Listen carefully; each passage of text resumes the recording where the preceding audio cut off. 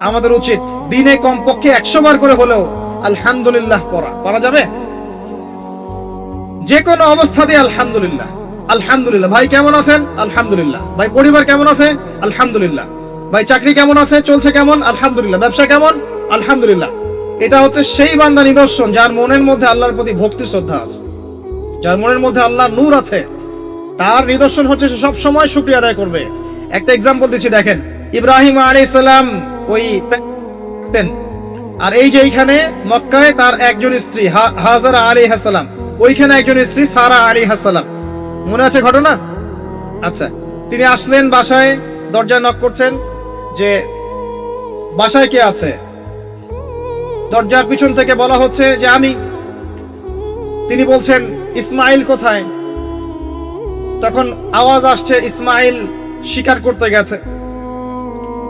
তারপরে তাকে বলা হচ্ছে তোমরা কেমন আছো, স্বামী স্ত্রী তোমরা কেমন আছো? তো স্ত্রী জবাব দিচ্ছে আমরা ভালো নাই, আমাদের ঘরে অনেক অভাব, আমাদের অনেকের স্ত্রীর মতো। আছে না এরকম? সারা জীবন করে যাবেন, একটা কথাই শুনবেন শেষ বয়সে গিয়ে, জীবনে কিছুই পাইলাম না তোমার কাছে।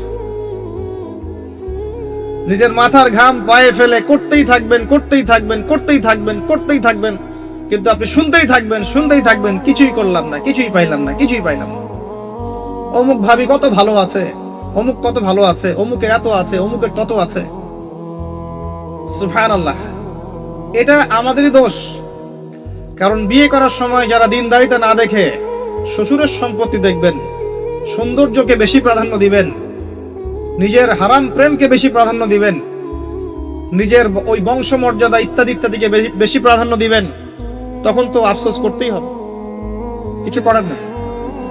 এই জন্যই তো নবী সাল্লাল্লাহু আলাইহি ওয়াসাল্লাম বলেছেন যে দিনদার স্ত্রীদেরকে দেখে বিয়ে করো, যার মধ্যে দিনের বুঝ আছে, জ্ঞান আছে, একে দেখে বিয়ে করো। তবে এখানেও একটা বিষয় আপনাকে সতর্ক করতে চাই যে প্রত্যেকটা বোরখার পিছনেই সঠিক দিনদারিতা থাকে না। অতএব এটা দেখেও ধোঁকা খাওয়ার কিছু নাই। দিনদারিতা আল্লাহর সাথে বান্দার মনের ব্যাপার। দিনের বেসিক কিছু প্রশ্নের মাধ্যমে আপনি তার উত্তর পেতে পারেন, দিনের বেসিক কিছু বুঝ আচরণ দেখে আপনি তার উত্তর পেতে পারেন, তার তাকওয়া দেখে আপনি উত্তর পেতে পারেন। একজন আমিরুল মুমিনিন খলিফা, তিনি রাত্রেবেলা জনগণের অভাব অনটন দেখেন। একদিন দেখতে দেখতে রাতে ক্লান্ত হয়ে পড়লেন, একটা দেয়ালের আড়ালে তিনি দাঁড়িয়ে বিশ্রাম নিচ্ছেন, বসে পড়েছেন। দেয়ালের পিছন থেকে তিনি আওয়াজ শুনছেন, মা আর মেয়ে কথাবার্তা বলছে।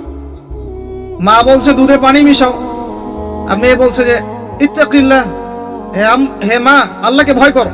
তার মা বলছে এখানে তো ওমর নাই, ওমরের প্রশাসন নাই, ভয়ের কি আছে, মিশাও, পানি মিশাও। তখন এই মেয়ে বলছে ওমর নাই তো কি হয়েছে, ওমর রব আল্লাহ তো জীবিত আছেন, তিনি দেখছেন।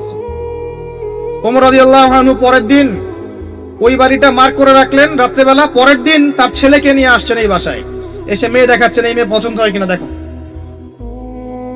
মেয়ে পছন্দ হয়ে গেছে। আমিরুল মুমিনিনের মানে রাষ্ট্রপ্রধানের ছেলের সাথে এই মেয়ের বিয়ে হয়ে গেল। দুধওয়ালি, দুধ ধোয়াচ্ছেন যেই মেয়ে। কি দেখে বিয়ে দিলেন? সৌন্দর্য দেখে? বংশমর্যাদা? শ্বশুরের টাকা? যৌতুক? এই কাজ যদি আমরা করতে না পারি, সংসারে শান্তি আসবে না, তখন কিছু করার থাকবে না ভাই। কারণ এই ফিতনায় একবার ঢুকে গেলে জীবনটা ম্যাসাকার। এগুলো ডিল করতেই দিন অনেক চলে যাবে। দিনের ফিকির পরে দেখবেন পরিবার সামলাতেই সময় শেষ, দিন শেষ। মানসিকভাবে যদি আপনি ফ্রেশ না থাকেন, ভালো না থাকেন, সাউন্ড না থাকেন, আপনি দিনের জন্য কিন্তু কিছু করতে পারবেন না। আর পরিবারে যদি নেককার স্ত্রী না থাকে, আপনি মানসিকভাবে ভালো থাকবেন না, এটা প্র্যাকটিক্যাল কথা। তো ওই যে স্ত্রী বলছে আমরা ভালো নাই, ইসমাইল শিকার করতে গেছে, আমরা ভালো নাই, একবেলা খাই একবেলা খেতে পারি না, ভালো নাই। ইব্রাহিম আলাইহিস সালাম বলছেন ঠিক আছে, ইসমাইল বাসায় আসলে ওকে বলো যে তার বাবা এসেছিল, আর তাকে বলো যে ঘরের চৌকাঠটা যেন পরিবর্তন করে। কথা কি বুঝতে পারছেন? ইসমাইল আলাইহিস সালাম আসলেন, একজন বৃদ্ধা লোক এসেছিল বাসায়, তোমার বাবা পরিচয় দিয়েছে। কি বলেছে? বলেছে যে ঘরের দরজা যেন পরিবর্তন করি। তখন তিনি বলছেন তুমি কি এমন বলেছিলে যার কারণে এই কথাটা বলেছে? তো তিনি বলছেন আমি বলেছি আমরা ভালো নাই, আমরা অভাবে আছি, তুমি শিকারে গেছো ইত্যাদি। তখন তিনি বলছেন তুমি ভুল করেছো, তিনি আমার বাবা ছিলেন, তিনি একজন নবী, তিনি ইনডাইরেক্টলি আমাকে বলেছেন আমি যেন তোমাকে তালাক দেই। এক কথায় তালাক হতে পারে? দিনদারিতা না থাকলে তালাক দেয়া যায়? যদি ধৈর্য ধরতে ধরতে ধরতে ধরতে আপনি অতিষ্ঠ হয়ে যান, দিনের ব্যাপারে আর কম্প্রোমাইজ করতে পারেন না, সেক্ষেত্রে তালাক একটা অপশন আছে। এটা খারাপ নয়, যদিও এটা মন্দের ভালো একটা অপশন, কিন্তু সবর করতে উৎসাহিত করা হয়েছে। সবর করতে করতে করতে করতে যদি ভিতরটা পরিবর্তন না হয়, এরকম আল্লাহর প্রতি অকৃতজ্ঞ মানুষকে নিয়ে আপনি সারা জীবন চলতে পারবেন না। দিনের পথে চলতে গিয়ে যারা প্রতিবন্ধকতা স্বীকার করে, তাদেরকে নিয়ে আপনি আল্লাহর পথে দাওয়াত এবং মুজাহাদার মেহনত করতে পারবেন না। এই জায়গায় কি অনেক সময় এক্সট্রিম ডিসিশন নিতে হতে পারে। এটা ইসলাম কিন্তু অপশন রেখেছে আপনার জন্য, আমি উৎসাহিত করছি না, অপশন রেখেছে। এরপরে আবার তিনি আসলেন অনেক বছর পর, এসে আবার নক করলেন যে আসসালামু আলাইকুম। ওয়ালাইকুম সালাম। ইসমাইল কোথায়? শিকার করতে গেছে। তোমরা কেমন আছো? আলহামদুলিল্লাহ, আমরা অনেক ভালো আছি। ঠিক আছে, ইসমাইল বাসায় আসলে তাকে বলো ঘরের চৌকাঠটা যেন যত্ন করে আদর করে মহব্বত করে রাখে। কথা বুঝতে পারছেন? এবার ইসমাইল আলাইহিস সালাম আসলেন বাসায়, তার স্ত্রী জিজ্ঞাসা করছে, একজন বৃদ্ধা এসেছিলেন, তোমার বাবা পরিচয় দিয়েছেন, কি বলেছে? বলেছে আমি যেন ঘরের চৌকাঠটা তুমি যেন অটুট রাখো, বহাল রাখো। তুমি কি বলেছো? আমি বলেছি আমরা অনেক ভালো আছি। তখন তিনি বলছেন, আমার বাবা তোমাকে অনেক পছন্দ করেছেন এবং তোমাকে নিয়ে আমাকে সংসার করতে বলেছে। এই হলো অবস্থা। শুকরিয়া আদায় যারা করতে পারবে না, তাদেরকে নিয়ে চলা মুশকিল। লুকমান হাকিম, যাকে প্রজ্ঞা দেয়া হয়েছে, তাকেও আল্লাহ পাক আদেশ করছেন তুমি আল্লাহর শুকরিয়া আদায় করো। যে ব্যক্তি আল্লাহর শুকরিয়া আদায় করে, কৃতজ্ঞতা প্রকাশ করে, যে কোনো হালতেই বলতে পারে আল্লাহ আলহামদুলিল্লাহ আমি ভালো আছি।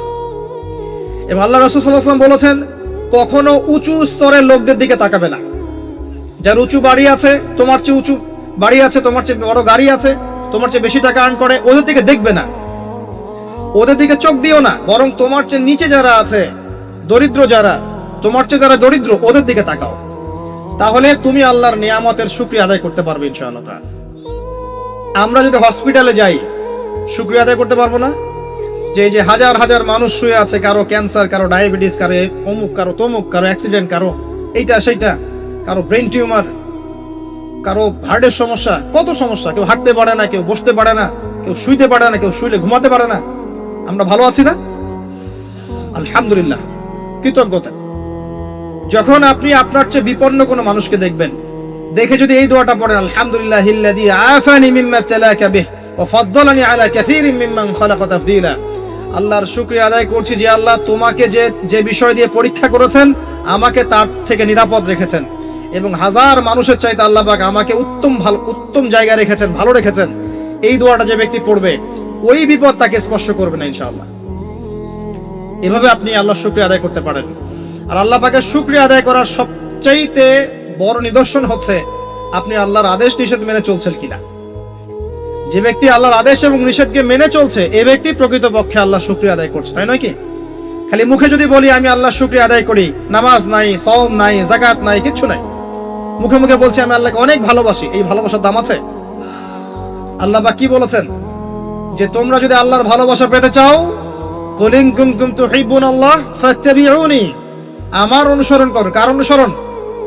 মুহাম্মদ সাল্লাল্লাহু আলাইহি ওয়াসাল্লামের অনুসরণ করো, তার সুন্নাহ মাফিক জীবন করো। ইনশাআল্লাহ আল্লাহ পাক তোমাদেরকে মাফ করে দিবেন, আল্লাহ তোমাদেরকে ভালোবাসবেন ইনশাআল্লাহ। লুকমান আলাইহিস সালামকে আমি আলাইহিস সালাম বলছি এই অর্থে তার উপর শান্তি বর্ষিত হোক, এই অর্থে বলছি। এরপর পরের আয়াতে লুকমান আলাইহিস সালাম, লুকমান হাকিম, তিনি বলছেন ওয়াইজ ক্বালা লুকমান লিবনিহি, তার সাথে তার সন্তানের একটা কনভারসেশন হচ্ছে। এটা ভালো করে শোনেন, তার সাথে তার সন্তানের একটা কনভারসেশন হচ্ছে। তিনি তার সন্তানকে কিছু নসিহত করছেন, ওয়াজ করছেন, যেই নসিহতগুলো আল্লাহ পাকের কাছে এত ভালো লেগেছে, আল্লাহ পাক কুরআনুল কারীমের মতো কিতাবে সেটাকে নিয়ে এসেছেন। কিয়ামত পর্যন্ত এটা থাকবে ইনশাআল্লাহ। কিয়ামত পর্যন্ত একজন বাবা একজন ছেলের এই কনভারসেশন থাকবে ইনশাআল্লাহ। আমরা তো মনে করি সন্তানকে মানুষ করবে তার মা, এখানে আমরা দেখছি সন্তানকে নসিহত করছেন তার বাবা। আমরা ইউসুফ আলাইহিস সালামের ক্ষেত্রেও সেটাই দেখেছি, যে সন্তানকে নসিহত করছেন তার বাবা। আমরা কোরআন ঘাটলে দেখি যে বাবা সন্তানকে নসিহত করেন, মা নসিহত কম করেন। জি, ইব্রাহিম আলাইহিস সালাম কথা বলছেন তার সন্তানের সাথে, ইউসুফ আলাইহিস সালামের সাথে তার বাবা কথা বলছেন, লুকমান আলাইহিস সালামের সাথে তার সন্তান কথোপকথন হচ্ছে। তাহলে কোরআন দেখাচ্ছে বাপ কা বেটা, বাপ যেমন সন্তান তেমন। বাপ হবে সন্তানের রিয়েল গার্ডিয়ান, মা তাকে মানুষ করবে, ইলম প্রজ্ঞা বাস্তবতা শেখাবে কে? বাবা। আর আমাদের বাবারা এখন মানি মেকিং মেশিন, তারা খালি টাকা আর্ন করার মেশিন। সকাল 10টায় বেরাবে, আবার রাত 10টায় আসবে। সন্তানের সাথে বাবার কোনো মিল মহব্বত নাই, দেখাশোনাই নাই। এটা ঠিক নয়। সন্তানকে মানুষ করতে হবে বাবাকে, তাকে প্যারেন্টিং শেখাতে হবে। আমাদের বাবাদেরকে প্যারেন্টিং শেখাতে হবে, মাদেরকেও শেখাতে হবে। আসেন আমরা এখান থেকে দেখব কিভাবে তিনি তার সন্তানকে নসিহত করছেন। এই নসিহত শুধু সন্তানের জন্য নয়, প্রত্যেকটা মানুষের জন্যই। আমরা এই নসিহতগুলোর মধ্য দিয়ে আমাদের লেকচারের ইতি টানবো ইনশাআল্লাহ তাআলা।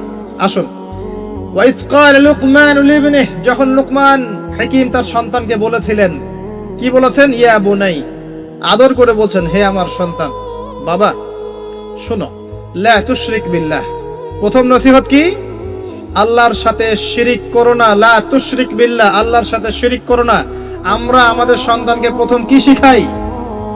হামটি Dumpty sat on a wall. আমরা শিখাই Jack and Jill went up the hill.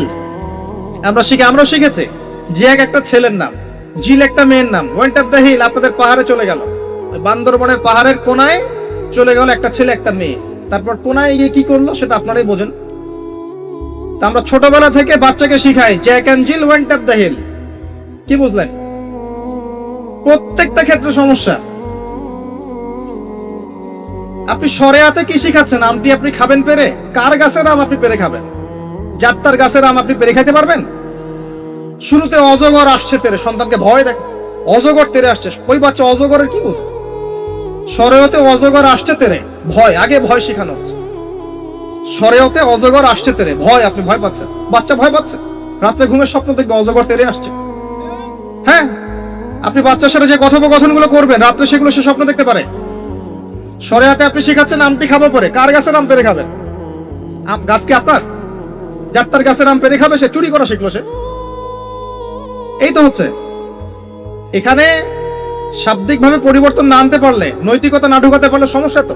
R culture এভাবেই চলছে কেন? কেউ এগুলো মাথা ঘামায় না কেন? সুবহানাল্লাহ, বই পুস্তক এখন টোটালি চেঞ্জ হয়ে যায়, দিন দিন চেঞ্জ হচ্ছে। দেখবেন আগে আমরা অনেকগুলো নজরুলের কবিতা পড়তাম, কবিতা নাই, আস্তে আস্তে আস্তে আস্তে ভ্যানিশ। একটা ভিতর থেকে একটা আদর্শ আপনাকে ইনজেক্ট করা হচ্ছে। কোন আদর্শ সেটা আপনি খুঁজে বের করেন, এবং যে আদর্শটা রাখা উচিত সেটাকে আস্তে আস্তে মাইনাস করা হচ্ছে। কোনটা সেটা আপনি ভাবেন। সন্তানকে বাবা শেখাচ্ছে ইয়া বুনাই লা তুশরিক বিল্লাহ। কোন পরিবারে এই লুকমান আলাইহিস সালামের মতো পিতা সন্তানকে শেখায় ছোটবেলায়, বাবা আল্লাহর সাথে শিরিক করো না? এটা একটা জায়গায় সম্ভব যারা ইসলামিক লাইনে পড়াশোনা করছেন, মাদ্রাসায় পড়াশোনা করছেন। আর এখানে আমরা এমন হয়ে তাকাই এদের দিকে যে এরা সমাজের সবচেয়ে নোংরা কীট নাকি? নাউযুবিল্লাহ। তো দেখেন, আমরা আরো শেখাই বাবা তোমাকে বড় হতে হবে, নিজের পায়ে দাঁড়াতে হবে, বৃদ্ধ বয়সে বাবাকে দেখতে হবে, মাকে দেখতে হবে, প্রতিষ্ঠিত হতে হবে। আগে আমরা বাচ্চাদেরকে এগুলো শিখাই। আর লুকমান হাকিম তার সন্তানকে শেখাচ্ছেন প্যারেন্টিং। দেখেন ইসলামিক প্যারেন্টিং, যে প্যারেন্টিংটা আল্লাহ পাক কবুল করেছেন, কোরআনে নাজিল করেছেন, কিয়ামত পর্যন্ত থাকবে ইনশাআল্লাহ। বাবা আল্লাহর সাথে শিরিক করো না। আগে সন্তানকে শেখান শিরিক কি জিনিস, তাওহীদ কি জিনিস। তখন বাবা সন্তান প্রশ্ন করবে বাবা শিরিক কি? তখন আপনি আস্তে আস্তে ওর বুঝ অনুযায়ী ওকে বলবেন। ওর বয়স যদি 5 বছর হয় একটা কথা বলবেন, 10 বছর হলে আরো বেশি বোঝাবেন, 15 হলে আরো বেশি বোঝাবেন। যখন ম্যাচুরিটি যেমন তেমনি বোঝাবেন। যদি ম্যাচুরিটি হয়ে যায় আপনি বোঝাবেন যে বাবা শোনো, শিরিক মোটামুটি 3 রকম হয়ে থাকে। মানুষ কথায় শিরিক করে, কাজে শিরিক করে, এবং মানুষ বিশ্বাসে শিরিক করে। যেমন কেউ যদি মনে করে বাবা যে আল্লাহ বলতে কেউ নাই, তাহলে শিরক হবে। কেউ যদি মনে করে সৃষ্টিকর্তা আল্লাহ নয় অন্য কেউ, তাহলে শিরক হবে। কেউ যদি মনে করে যে আল্লাহর পাশাপাশি আরো সৃষ্টিকর্তা আছে, তাহলে শিরক হবে। সন্তান বুঝবে না, একটা স্কুলের বাচ্চা বুঝবে না, ক্লাস 9-10 এর বাচ্চা বুঝবে না, কলেজের বাচ্চা বুঝবে না, একদম ছোট বাচ্চা কিছুই বোঝে না, ওকে বোঝানো যায় না আল্লাহ তোমাকে সৃষ্টি করেছেন, আল্লাহ ছাড়া কেউ নাই সৃষ্টিকর্তা।